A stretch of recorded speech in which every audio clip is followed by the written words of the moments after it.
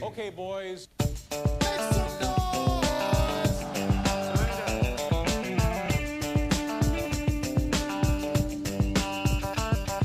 What's up, everyone? Today I'm going to look at LSU cornerback Jalen Collins versus Alabama wide receiver Amari Cooper. Cooper's one of the 5 best guys in this class by all accounts. I personally have him 3rd on my big board. He's about as close as you can get to a slam dunk at the wideout position this year. Collins himself is also fairly highly rated. A lot of pundits in the media like him as a first rounder. I know NFL Media's Mike Mayock had him as a top corner for a while on his board. So 2 prospects considered among the best at their craft going at it. I wanted to see who came out on top when they faced each other. And after finishing the tape, I thought that Cooper solidified his draft status in my eyes, while Collins looked anything but a first round prospect, in my opinion. A lot of people see Collins as the next in the line of big, fast press corners that are making their way into the NFL on the heels of the Seattle secondary, showing the league how to use big, fast press corners. And while it's true that he does have a good 6'1 frame, ran in the high 4.4s, it seems to me like a lot of evaluators forgot that technique matters a hell of a lot more when drafting a first-round corner than an inch of height. Collins was destroyed by Cooper multiple times because he's not disciplined in technique yet, or at least he wasn't in this game.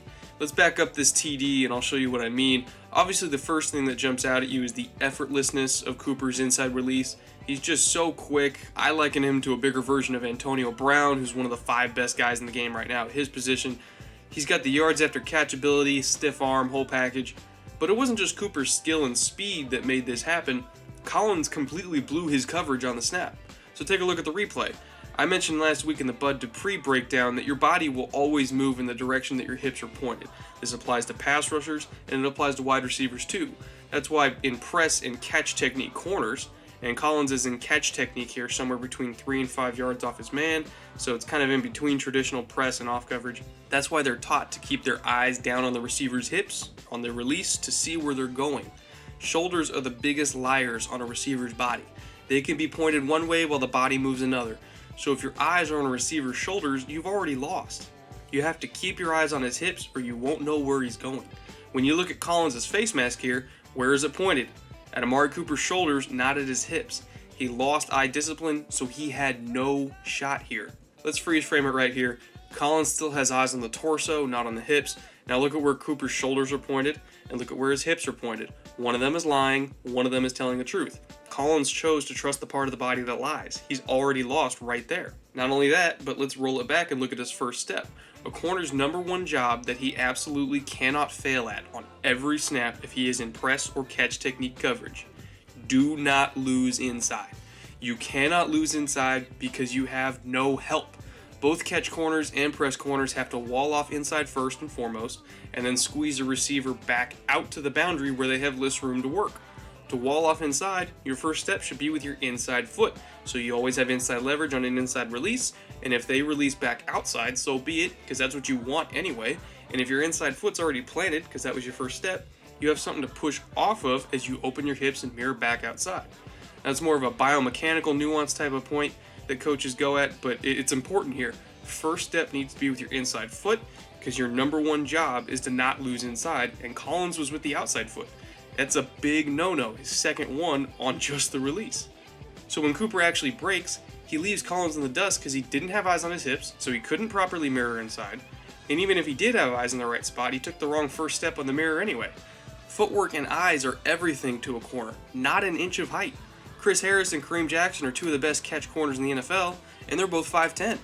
They make it work because they don't mess up on the release. They have good eyes, and they have good feet, and that's all that matters. And this wasn't the only time that Collins lost inside. He got shredded on the release by Cooper over and over and over again because he's not developed enough to handle someone who is a pro-ready product, let alone a receiver that's already in the pros. Now, what about when he's playing off? That's a whole different skill set that takes a whole different kind of corner. I don't think he has that skill set. At least he definitely didn't against Cooper. Here he is, off, gives up an easy slant on 3rd and 5. First of all, he's at an 8-yard depth. As an off corner, you should never ever be more than 7 yards or you're giving up free catches, especially when it's 3rd and 5. You can't be 8 yards off on 3rd and 5. That's just giving free yards. 7 is the max, he's at 8. Second, eye discipline for an off corner is different than eye discipline for a press corner. Off corners in the first 3 steps of their back pedal have to have their eyes locked on the quarterback because they're reading two things. One, where is the receiver going in their peripheral vision? And two, does the quarterback's drop corroborate what they're seeing the receiver do? It's a 3-step read, and the 4th step after that read is called a T-step, which they plant to change off of direction and go wherever they need to go to close on the throw.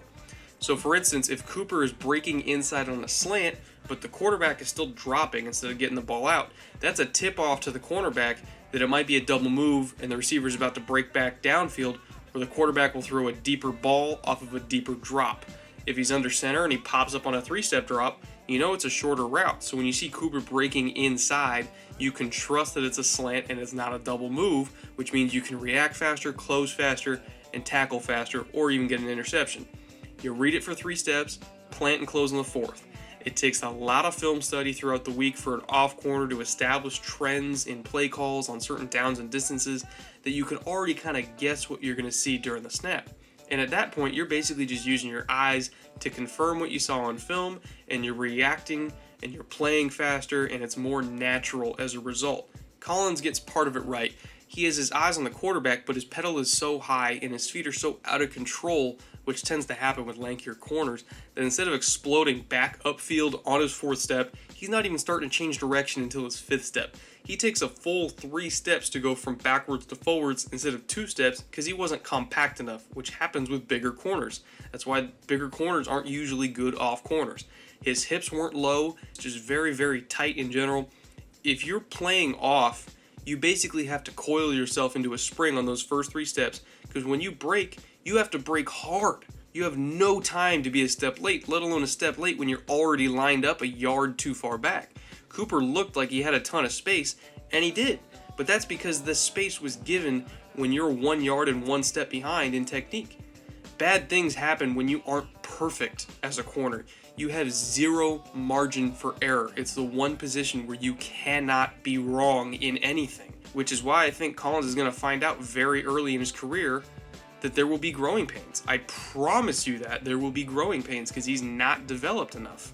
Now, that being said, there were 2 instances when Collins had great coverage but was just beat by an even better throw, or when he had great coverage and was able to squeeze Cooper to the sideline and prevent him from getting a clean shot at the ball. But more often than not, Cooper proved that he was vastly superior as a prospect at this point in their careers. Collins has an exciting physical skill set, but he's only started 10 games, remember that. He still has no idea what he's doing. He needs to be trained, he needs to be coached up, but he has all the tools you want, and that's why he's going to get drafted. Personally, for me though, if I was a general manager, I wouldn't take him in the 1st round, maybe not even in the 2nd round, because I prefer my corners that are taken in early rounds to be more polished products rather than just really good athletes. Not every DB can go from raw as hell to really, really good like Kareem Jackson, and I'd say Jackson's more the exception than the rule. However, I wouldn't mind taking Collins with a later day 2 pick in the 3rd round maybe, possibly even late 2nd round, if I was a team that ran a lot of press coverage and that I did not need to start him immediately. Athletically, he is worth that investment as long as he doesn't need to be thrust in against starting caliber receivers in his 1st game. That would not go well. I promise you it would not go well. In a year or 2 though, he could be really, really good. Kind of look at the career path that Jimmy Smith has taken in Baltimore. He needs time to develop, but he can be really good.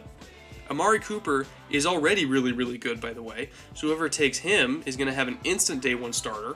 Cough, cough, Raiders, cough, cough. But anyway, I digress. That's all I got for you guys today. Amari Cooper, great. Jalen Collins needs work, but could be great. I'm still trying to decide if I want to do Brandon Sheriff or Randy Gregory for next week's video. Both of them are 1st rounders. One I think is valued way too high. One I think is valued way too low. Ideally, I'll have that video out next week. But until then, later.